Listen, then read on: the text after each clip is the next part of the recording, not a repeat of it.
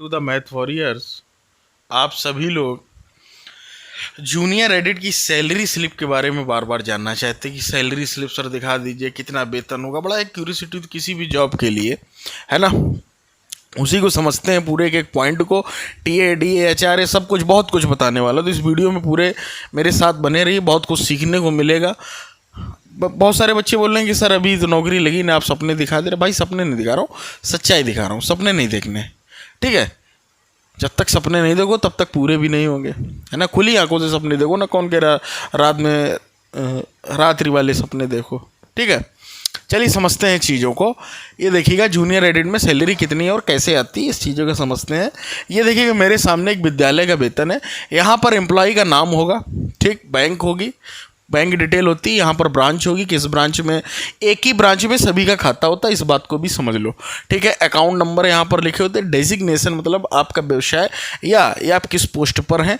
तो assistant teacher ये headmaster हैं, और ये असिस्टेंट टीचर। क्लर्क का पद खत्म हो गया, पुराना एक क्लर्क का पद था इसमें, अभी हाल ही में रिटायर हुए हैं, ठीक। आप समझते हैं ये होता है बेसिक पे, सैलरी में ये आपकी लिख कर है। और पूरे कॉलेज का वेतन आता है, ये देखिए, ये उसको बोलते हैं ग्रांट। जिसको ना पता हो समझ लो, ग्रांट पास कराई जाती है, जो कि लेखा अधिकारी और बीएससी के माध्यम से पास होती है, ठीक है। ये बात हो गई। तो ये होती है ग्रांट, ये डीए है, ये बेसिक का पूरा ये टोटल होता है। इतना पैसा इनका पास हुआ इस विद्यालय का, ठीक। नेट पे इतना जीपीएफ, ठीक है।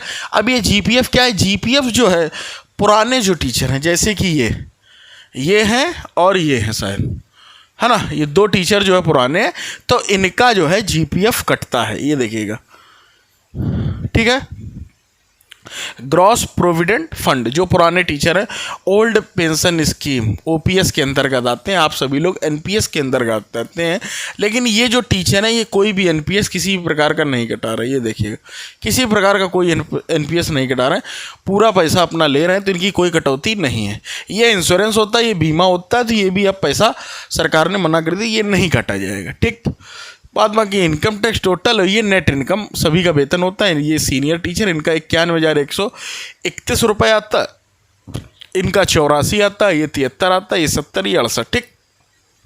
आप समझते हैं ये अभी के टीचर सबसे जो है, अगर आप समझें तो सबसे जो है यहाँ पर देखिएगा, नए जो टीचर हैं सबसे, वो ये हैं जिनका वेतन ये बेसिक पे सबसे कम है, ठीक है। 62,000 इनका सबसे कम है, 52,000, ठीक है कि नहीं। लेकिन ये अभी तो लगे नहीं होंगे। अगर आपको अपना वेतन बताना, अभी मैं मैट्रिक्स की आप लोगों को स्लिप दिखाने वाला हूँ, तो उसमें आपको समझ में आ जाएगा।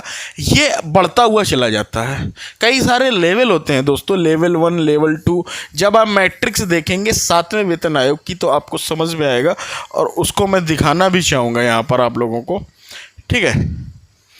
यहाँ पर इसको देखेंगे तो आपको समझ में आएगा, ये है ना।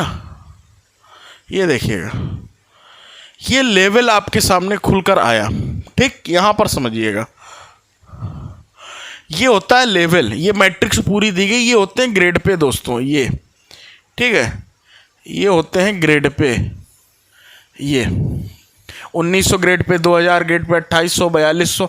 ये जो प्राइमरी के टीचर होते हैं उनका होता है 4200 ग्रेड पे, या यूपीएसआई होते हैं उनका ग्रेड पे 4200 होता है।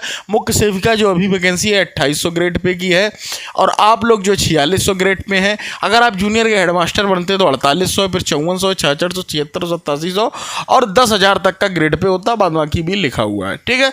तो इसको समझते हैं क्या है। लेवल 1 ये होती है, लेवल 2, लेवल 1 क्या है? लेवल 1 जब आप ज्वाइन करते हैं और जैसे ही आपको 1 साल हो जाता है, जो एक ईयर होता है, वित्तीय वर्ष जो कैलकुलेट किया जाता है, जैसे ही 1 साल हो जाता है तो आपका जो है एक लेवल बढ़ जाता है, अगर आपको ना पता हो, ठीक है। तो लेवल वही बढ़ता हुआ चला जाता है। तो जो वो मैम थी जिनका सिलेक्शन हुआ है, तो उनके ये देखिएगा 52,000 है उनका वेतन। तो ये 52,000 अर्थात उन्हें 6 साल हो गए ज्वाइन करते हुए, अर्थात उनका जो वेतन है बेसिक पे में वो लेवल 6 हो चुका है ना। समझ गए कि नहीं? सिंपल सी। तो आप कहाँ से चालू करोगे? आप यहीं से स्टार्ट करोगे, 44,900 रुपये से ही आप लोग स्टार्ट करोगे। तो ये आपका बेसिक पे है, ठीक। अब इसी में डीए लगेगा, एचआरए लगेगा, आपकी ग्रॉस सैलरी बन जाएगी। अगर एनपीएस कटाओगे तो फिर नेट इनकम निकल के आएगी, ठीक। तो ये हो गया। उनके बाद जो टीचर है उनका 53,600 रुपये है, लगभग 1500, मतलब पहले अगर आप देखेंगे तो यहाँ पर लगभग 1300 रुपये बढ़ा, फिर 1400, फिर 1500, 1600, इस तरीके से बढ़ता रहता है ना। जिसको ना समझ में आ रहा हो वो यहाँ पर समझते हैं इस चीज़ को कि क्या किस तरीके से होता है। ठीक, यहाँ देखते हैं। तो यहाँ अगर हम समझने चलें तो एक एक पॉइंट को समझते हैं कि आपका मूल वेतन कितना होगा, 44,900 रुपये। 44,900 रुपये आपका हो गया बेसिक पे। ठीक, इसको लिख लेते हैं इस तरीके से, बेसिक। ठीक भाई साहब, HRA होता है, अगर आप DA इनका जो ये वेतन स्लिप है ये है जनवरी की। ठीक है, तब था DA 31%, जिसको ना पता वो बता दूं। लेकिन अब केंद्र सरकार ने बढ़ा दिया, 34% हो चुका है। तो अब जो राज्य सरकार में भी 34% ही लगेगा, आपको वेतन 34% के हिसाब से मिलेगा। ठीक है, तो जब आप उसका 34% निकालेंगे, इसी का बेसिक पे का ही 34% निकाला जाता है। हमेशा याद रखिएगा, चीज़ें बेसिक पे पर ही कैलकुलेट होती, तो आपका वेतन निकल कर आएगा 15,266 रुपये। ये निकल कर आएगा DA बोलते हैं महंगाई भत्ते को, टियरनेस अलाउंस। ठीक है, जिसको ना पता वो समझ ले। और उसके बाद आप HRA कोई भी ले लो, 1800, ये देखिएगा 1840, 18, ये सीनियर से 30 रुपये ज़्यादा मिल रहा है। तो बहुत ज़्यादा HRA जो है राज्य सरकार में नहीं मिलता है। ठीक, और जो सेंट्रल में होता है उसमें HRA काफ़ी अच्छा मिलता है। अगर आप सेंट्रल की यहीं पर सैलरी स्लिप निकालेंगे तो उसका वेतन लगभग आपके वेतन से 10 या 15 हज़ार रुपये ज़्यादा होगा। और वो सिटीज़ में भी डिवाइड होते हैं, सेंट्रल वाले X, Y और Z सिटी। जैसे दिल्ली, मुंबई, ये सब X में आते हैं, कानपुर Y में आता है, Z में जैसे आपके देहात के क्षेत्र हो गए, कस्बे के क्षेत्र हो गए, समझ गए।